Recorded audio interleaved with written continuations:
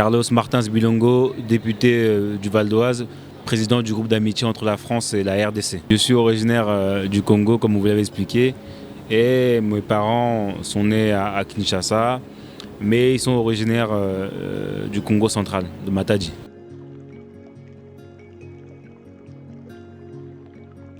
Non, il faut lutter contre toutes les formes de racisme et contre toutes les formes de discrimination. Moi, c'est ma lutte primaire depuis que je suis jeune, avant d'être acteur politique, lutter contre les discriminations.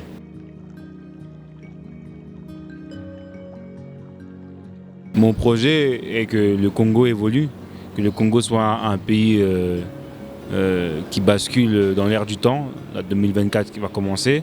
C'est une nouvelle technologie, c'est un pays qui est jeune avec 110 millions d'habitants. Moi, mon ambition particulière, elle est sur le sol français. Et je suis convaincu que le bien-être de la France va avec le bien-être d'un pays avec qui on partage la langue commune, qui est le français, avec la RDC. Et il faut que la RDC aille bien pour que la France également aille bien. C'est un partenaire essentiel par rapport à sa position stratégique sur le continent africain et aussi par rapport à sa démographie, je le rappelle. 110 millions d'habitants. Kinshasa, 17 millions d'habitants. Donc la plus grande capitale francophone. Pour moi, c'est important d'avoir un grand partenariat entre nos deux pays et ça passe par des acteurs politiques qui sont moi-même et d'autres collègues à moi qui sont amoureux du Congo et qui veulent le meilleur pour le Congo, pouvoir travailler avec des acteurs politiques congolais et avoir une bonne relation. C'est ça mon intérêt et mon ambition, c'est de nouer de bonnes relations avec les acteurs politiques de la région africaine.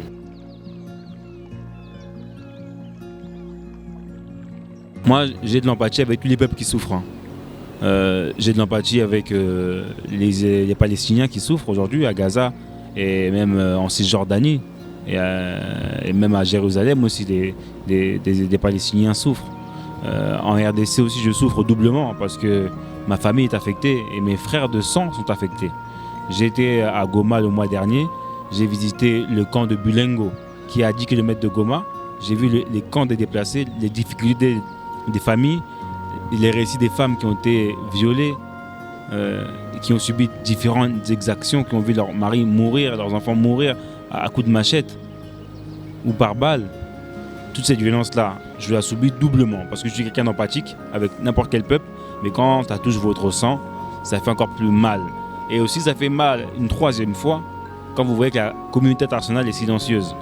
Parce que oui, le Rwanda soutient le M23.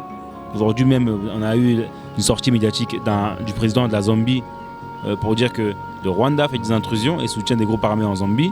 On a eu hier, et je tire mon chapeau et je tiens hommage à toutes les personnes activistes et militants d'opposition qui sont au Rwanda.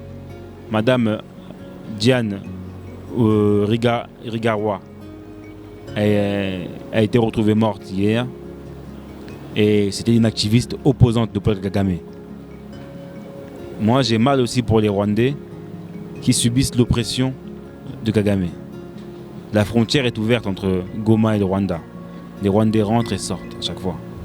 On ne peut pas avoir un dirigeant qui se donne un totem pour chasser qui il veut à n'importe quel moment.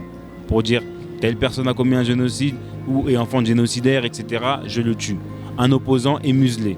Je n'entends jamais la voix d'un opposant rwandais. Et c'est vraiment déplorable. Et c'est aussi l'origine de tous nos maux à l'est de la RDC. Parce qu'il faut que dans le pays frontalier, il y ait aussi une démocratie qui soit pérenne dans la région.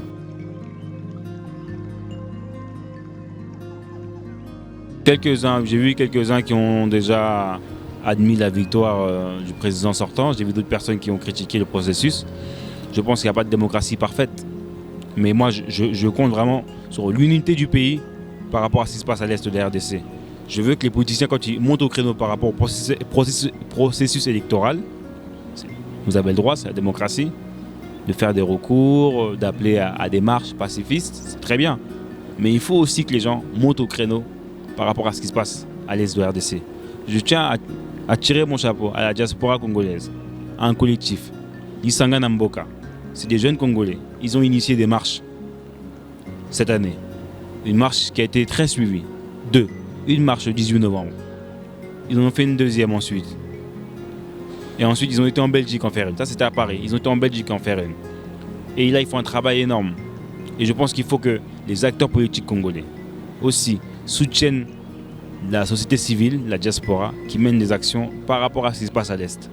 Donc voilà, je constate le processus électoral. Il n'est pas parfait.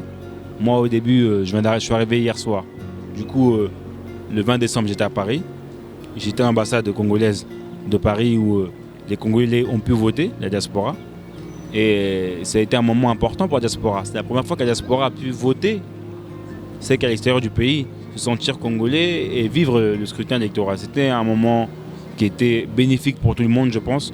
Le moment du scrutin, c'est un moment important. Il y avait plus de 26 candidats, c'est ça, 26 ou 25 candidats. C'est une très bonne chose, ça veut dire que les Congolais aiment la politique au présidentiel. Aussi au moment des législatives, on a eu aussi de nombreux candidats pour les candidats nationaux et provinciaux.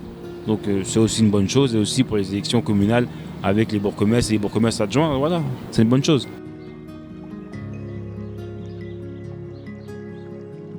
Ça dépend, parce qu'il y a une attaque qui peut être politique où on va juste dire qu'il est d'origine étrangère, sans l'insulter. Mais en France, quand c'est racial, on vous insulte, on va vous dire vous êtes noir, vous êtes congolais, vous êtes un singe. Au Congo, quand quelqu'un va dire il est d'origine de tel pays, il est de tel pays, juste pour dire que par rapport à ça, l'intégrité du territoire n'est pas sûre avec une personne qui n'est pas 100% congolaise.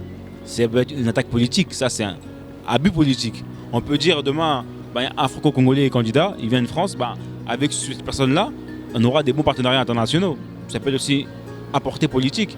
Mais c'est vrai que si vous avez des liens avec des pays frontaliers avec qui il y a des tensions, c'est sûr que les gens vont se dire je me retiens de voter pour lui parce qu'éventuellement il a du sang de tel pays, etc. etc. C'est par rapport à ce sujet-là. Mais ça, c'est des attaques politiques. Ça reste au volet politique. Et à titre de comparaison avec la France, c'est des vraies discriminations raciales qui vont à l'insulte.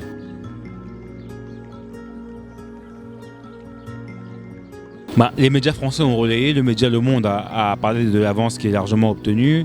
Il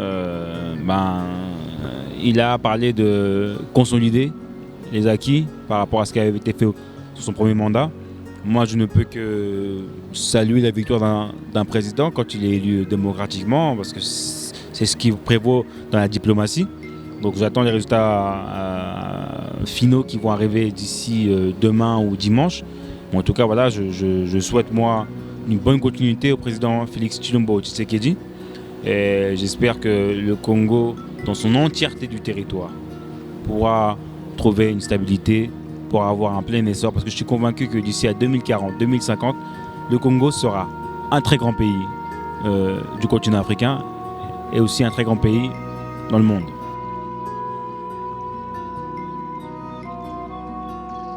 J'ai que 32 ans. Donc je ne me vois pas quitter ma carrière politique demain, ni après-demain. Je suis là pour un long moment. Donc je pense, si Dieu me prête vie déjà, si Dieu me prête vie, je vais faire une longue carrière politique. Mais je serai toujours aux côtés de la RDC, peu importe la circonstance, peu importe le moment. Vous me retrouvez toujours présent avec vous pour me battre avec vous et pour vous aider. Parce que vous êtes un pays frère de la France et vous êtes aussi un pays avec qui j'ai des liens du sang.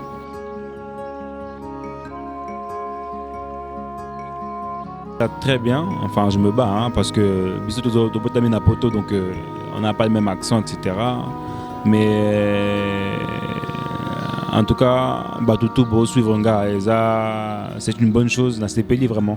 À chaque fois que je suis au pays, je mélange. À chaque fois que je suis au pays, je suis très heureux d'être là à chaque fois. Ici, à Katamboka. En tout cas, voilà, Mboka Elingi.